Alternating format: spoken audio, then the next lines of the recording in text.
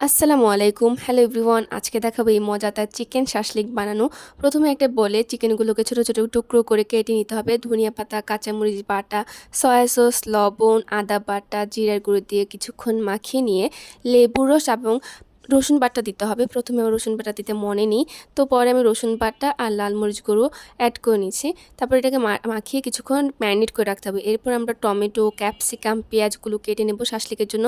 এবার এরকম একটা শাশলিক বানানো হবে। তো পুরো শাশলিকের কাঠিগুলো তো এক এক করে পেঁয়াজ, চিকেন, টমেটো এবং ক্যাপসিকামগুলো গেঁথে নিতে হবে সুন্দর করে। গেঁথে নিয়ে একটা প্লেটে রাখতে হবে। প্লেটে রাখার পর দেখেন এটা অনেক সুন্দর লাগছিল দেখতে, মাশাআল্লাহ।